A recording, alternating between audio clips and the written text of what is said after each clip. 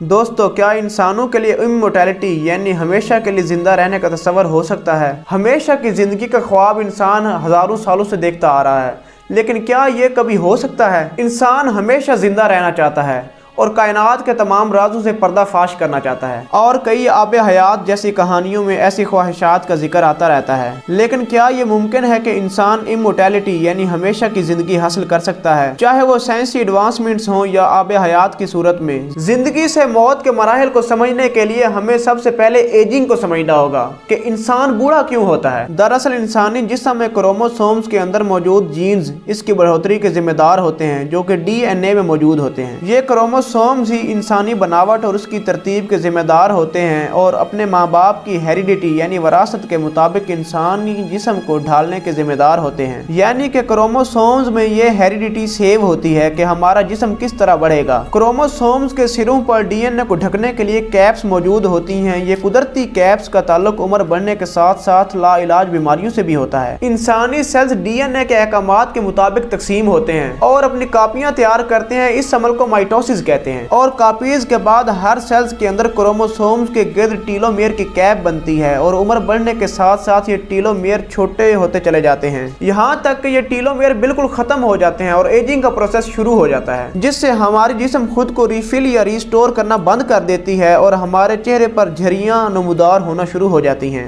हमारी हड्डियां और तमाम तर जिस्मानी निजाम कमजोर होता चला जाता है। अगर हमें एजिंग फैक्टर को रोकना है तो टीलोमेयर की तकसीम को खत्म करना होगा। इंग्लैंड की यूनिवर्सिटी बुलिंगटन के मुताबिक चूहे, मक्खी और दूसरे मुख्तलिफ जानवरों पर तजर्बात करके कामयाबी से टीलोमेयर्स को रिकवर किया गया है और इससे तजर्बात के दौरान इन जानवरों की उम्र कई गुना बढ़ गई। ये तजर्बात इंसानी जिस्म पर आसानी से नहीं हो सकते क्योंकि इंसानी DNA बहुत ज्यादा कम्प्लेक्स होता है और दूसरे जानवरों से बहुत ज्यादा मुख्तलिफ होता है। इंसानी जिस्म के अंदर एजिंग प्रोसेस टीलोमेयर्स के अलावा कई 100 फैक्टर्स पर मुनहसर होता है। टीलोमेयर्स को रिकवर करने के अलावा तकरीबन 15,000 फैक्टर्स को रिकवर करना जरूरी है, यानी ये अमल नामुमकिन है। अलबत्ता अच्छी खुराक और अच्छा माहौल एजिंग प्रोसेस को तूल दे सकते हैं। जैसा कि जापान में एवरेज उम्र 50 से 80 साल है। हजारों साल पहले इंसानों की उम्र सैकड़ों नहीं बल्कि हजारों साल में होती थी, जो कि काफी हमें इस्लामी रिवायात से भी पता चलता है। और वक्त के साथ साथ ये उम्र बहुत कम होती चली गई और मौजूदा दौर में उम्र तकरीबन नबी करीम सल्लल्लाहु अलैहि वसल्लम की उम्र के तकरीबन बराबर है, जो कि 63 साल बनती है। मेडिकल साइंस के इंसानी DNA को ना समझने की वजह से वो DNA को मॉडिफाई करने के काबिल नहीं हो सकी और वो हमेशा की जिंदगी को हासिल करने के काबिल नहीं है। बहुत से साइंसदानों का ये दावा है कि 2050 में साइंसदान तकरीबन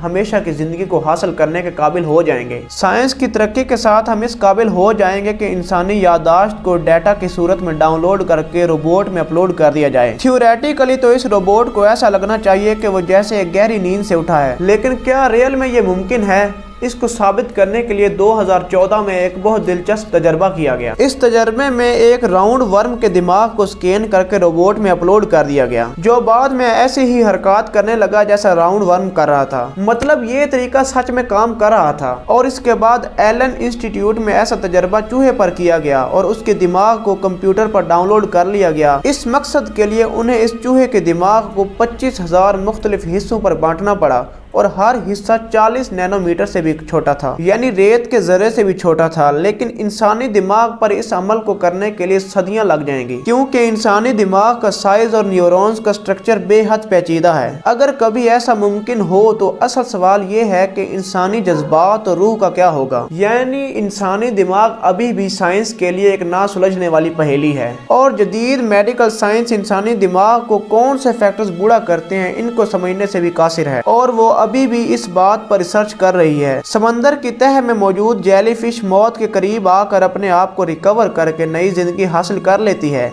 लेकिन फिर भी हमेशा की जिंदगी हासिल करने में नाकाम रही है। मौत एक अटल हकीकत है और इससे बचना नामुमकिन है और इस बात की तस्दीक हमें कुरान पाक में यूं मिलती है, हर सांस लेने वाली चीज ने मौत का जायका चखना है। इस कायनात में अल्लाह ताला के अलावा कोई भी हमेशा के लिए बाकी नहीं रह सकता। हमेशा जिंदा रहना इंसानी ख्वाहिश तो हो सकती है, लेकिन कभी भी ये सच साबित नहीं हो सकता। मैं उम्मीद करता हूँ कि आपको आज की मालूमाती वीडियो पसंद आई होगी। अगर आपको ये वीडियो पसंद आई है तो लाइक और सब्सक्राइब कर दें। मिलते हैं एक नई वीडियो में, तब तक के लिए अल्लाह हाफिज।